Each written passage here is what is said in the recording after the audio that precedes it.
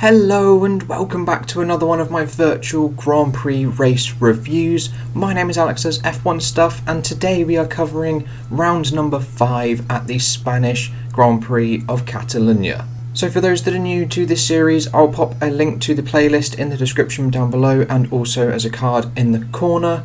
And first things first, we will go over the driver rosters, as again they have changed. So Mercedes have stuck with Esteban Gutierrez, their reserve driver, and also pulled in Anthony Davidson, the Sky pundit, who also does a lot of Mercedes simulator work as well back at the factory. Ferrari, they have stuck with Charles Leclerc, the two-time virtual Grand Prix race winner, missed out just last time in Brazil, and Antonio Fuoco as well, the Ferrari Driver Academy coach. Red Bull have stuck with Alex Albon, looking for his second victory in the Virtual Grand Prix Series after his win in Brazil, and they've also gone for Sergio Aguero, a football person. McLaren have stuck with Lando Norris. Hopefully he can have a full, complete session this time round, but most likely not. We'll get into that a bit later. And also Nicholas Hamilton has made a return as well, the British touring car driver. Renault have switched up their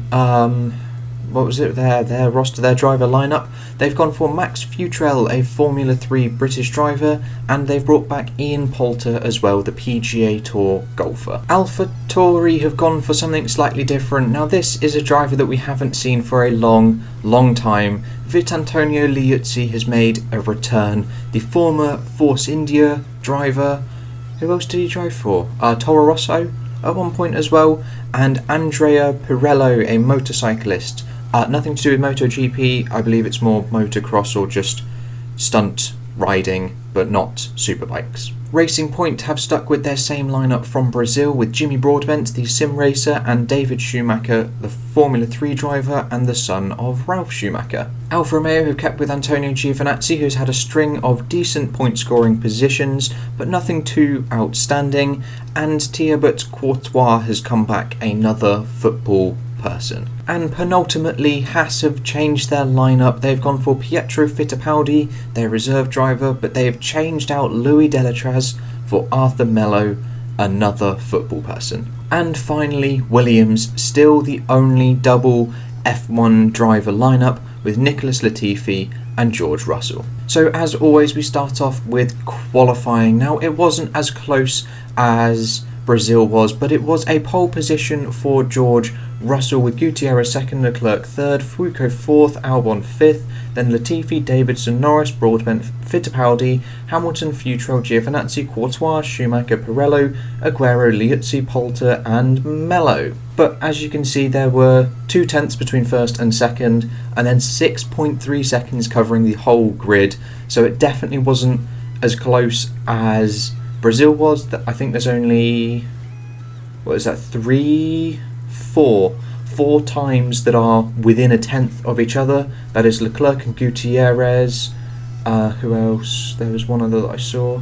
Pietro Fittipaldi and Jimmy Broadbent, Giovinazzi and Futrell, then Courtois and Giovinazzi, and then actually there's 5 with Pirello and Schumacher. So definitely a little bit more spread out for qualifying. There wasn't too much that happened, but I'll get on to that a bit later on. And then we had the race. It was another eventful, packed race. Not quite as action-packed as Brazil, but still one of the better ones. Probably the second or the third best race so far, and we'll jump straight into these results. It was a win for poleman Russell, but it wasn't an easy one. Leclerc got second with Gutierrez third, Albon fourth, Latifi fifth, Davidson sixth, Giovinazzi seventh, Pietro Fittipaldi 8th, Fuoco 9th and Futrell in 10th, with Broadbent, Courtois, Schumacher, Aguero, Hamilton, Liuzzi, Pirello, Poulter, Mello all finishing, with Norris again failing to finish. Now I'd like to point out with my leaderboard here, their race time is not the official race time. I just had a stopwatch going and it was roughly 48 minutes long. However, the gaps and the intervals are exactly as they were when they crossed the line. Okie dokie, so what I'm going to do now, after just briefly going through those results, is again have a little scrolly board of the lap-by-lap leader changes as I talk through the race. So I've got my trusty bit of paper. I always do some live notes, and I've just realised I folded it in half, so my text is actually weirdly written. This is a bit confusing. Anyway, we'll start with qualifying.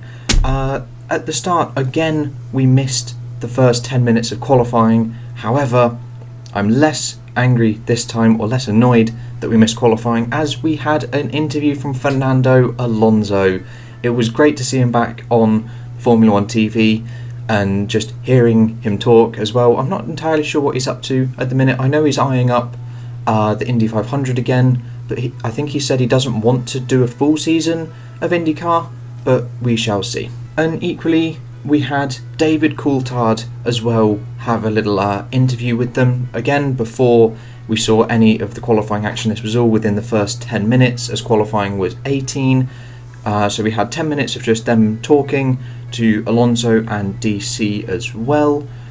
Then what happened? Not much happened in qualifying. Lando did actually leave, but he did manage to set a time that was good enough for a top 10 finish, although he did end up leaving and then rejoining for the race. I think there may have been a few penalties, I'm not entirely sure.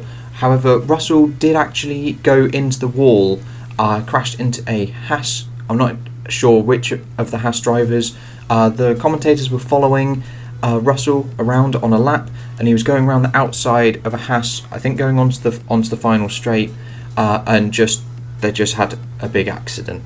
But there is again no damage, so no real harm done there. So as I look towards the race now, Russell had a dreadful start and he went down to 5th at one point, but did manage to fight his way all the way up. There were already penalties flying everywhere. Mello got some. Who else? I wrote down a list. Schumacher, Fittipaldi, Liuzzi, Broadbent, Norris was something else, Aguero, Leclerc, Russell, but again we'll get onto those two later. Strategy as well came into this. Albon came in on lap 6 for an early pit stop, committing to a 2-stop, believing that to be the right scenario, and he did actually end up undercutting Leclerc by about 5 seconds, but it just wasn't quite enough, and I think it was at that point he knew that his strategy wasn't quite working. He then pitted a second time slightly later in the race and went onto the hards to go to the end, but was 15 seconds back and couldn't quite make up the time and overtake two other drivers to get to Russell and Leclerc at the top. But the DRS was overly strong on that main straight. As long as you got good momentum and good traction coming off that final corner, and you were easily within a second of the car in front, you were gone. Before you even got to the corner, before you got to the braking point, you were past. It was a very strong DRS at this track. And now I get to a bit that I'm not 100% sure on. So Norris fell down to P19 and then left the session. So the commentators weren't too sure what happened, and this is again another bugbear, is that there isn't any camera angles of anything at all. But the chat was going after Aguero. They were really going up. They were calling him to be disqualified, banned, never to invite him back again. So I'm not 100% sure what happened, but someone put in the comments that he was hit by Aguero, spun a couple times, and then just quit because he couldn't be bothered. Which, yeah, okay, sure. I don't know how credible that is, as I didn't actually watch Lando's stream, but that he did end up leaving the session, so there could be some sort of the truth. So Giovinazzi ended up leading for one point. He went really deep into the race on his first set of tyres, but after his first pit stop he fell down to slightly within the point, still around 6th, 7th sort of place. Strategy, I like the fact that strategy is sort of coming into this a little bit more so than the real F1 races, because normally you just have a 1-stop or a 2-stop and that's what everybody does, and there aren't many occasions where strategy really comes into a real Formula 1 race nowadays, whereas this, we've had 2 races where strategy has been a key pivotal point in the race outcome. But there was some amazing racing from Latifi and I can't remember who it was. However, so he was defending going down the main straight into the first corner, then someone actually managed to get past him, but he stuck it round the outside of turn 1, which was then the inside of turn 2, enough to power round the outside of turn 3 and keep his 4th place spot, or 5th place, but I really can't remember who that was. It could have been Pietro Fittipaldi, but it also could have been Courtois or Giovinazzi, I'm not sure. But then we got to a bit of a dull point. There wasn't really much happening. It was a little bit processional. It definitely wasn't Brazil with leader changes every bloody corner. Everyone was sort of following each other. Not really much was going on until, where am I up to? So Russell was closing it in on Leclerc, but then he actually got a 3-second time penalty for corner cutting for multiple warnings. This is where some of the controversy comes in for Russell. So that penalty came in around lap 20-ish, around lap 24 sort of time, and it was sort of, the commentators again were saying it was definitely a cut case, that Leclerc has got this in the bag because Russell couldn't get past, and when he did, he wasn't able to break that 3-second mark at all. So people were saying Leclerc has easily got this in the bag, but then Leclerc ended up getting a penalty as well, nullifying Russell's advantage, allowing him to get the victory. Now, where is this controversy? You're probably not wondering if you saw it.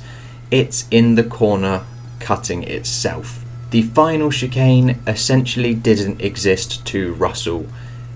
For some reason, strict corner cutting rules in the game work very, very weirdly. You'd have thought that if you cut the corner, you get your multiple warnings, you get your penalty, you then get more multiple warnings, you get another penalty, and it just stacks up like that, because we have loads of people getting 3-second time penalties. However, every single lap, from the point that Russell got his penalty to the point where he crossed the line, he was cutting that corner, and no extra penalties were added onto his time until Leclerc on about lap 32, the second last lap, he did exactly the same and gets his 3-second penalty. Unfortunately, Albon or Gutierrez, whoever finished third, wasn't quite within that range to get past Leclerc for second place, but it was a little bit of a disappointment that it ended like that. But unfortunately, that isn't anything that can really change too quickly, as the corner cutting rules are what they are. And I think, according to my piece of paper, that is it. Yeah, I've covered the corner cutting, which was the controversy. I've covered Albon's strategy. I've covered some of the battles. The main point is the camera angles. That is my main critique now, is the camera angles really need to be sorted out, and we need more of them around. We don't just need to be following one or two people. We need to flick through everybody to see where all this action is happening. So championships in this series are always up for a little bit of debate. That's why I choose to do two of them: the official way that F1 would score points, and then also their average points based on the number of races that they have done. So this is the point system after Brazil, round number 4, and we will get into round number 5 at Spain. Leclerc is still leading, 13 points from Russell and 24 from Albon. Then moving further down the leaderboard, we have the alternating quartet of Mercedes and Renault, Latifi 8th, Giovinazzi, Eng, Broadbent, Delatraz, Arthur Leclerc, Norris, Davidson, Salvadori, Lawson, Enzo Fittipaldi, Redeye, Pietro Fittipaldi, Beganovic, Fuoco, Sainz and Futrell. So I am only keeping track of the point scorers as well, but let's see what this has done to the driver's average. So after Brazil, we had Charles Leclerc at the top on 21.7, doing 3 races, and this now reverts to him still at the top, but on an average points of 20.8, so he's only 0.8 in front of Zhou, with Russell moving up to 3rd past the 2 Red Bulls. And we had some more people come in, like Fuoco, Davidson and Pietro Fittipaldi. So my leaderboard is getting a little long, which is why I'm only keeping track of the point scorers rather than everybody else, otherwise it would definitely be a ginormous table. But the constructors is a lot more easy to work out, and actually a little bit more fair and understandable that you can do a constructors championship, as the teams always run 2 cars. So again, that's what it was after Brazil, with Ferrari leading Renault, Mercedes, Red Bull, Williams, Haas, Racing Point, AlphaTauri, McLaren and Alfa Romeo at the bottom. And as we move to Spain, Ferrari is still at the top, but Williams move up to second with Mercedes third, Red Bull fourth, then Renault, Haas, Alfa Romeo, Racing Point, AlphaTauri and now McLaren last. So that is it for my virtual Spanish Grand Prix race review. I hope you've all enjoyed that, guys, and I will catch you in the next video with whatever I decide to make. I'll see you then.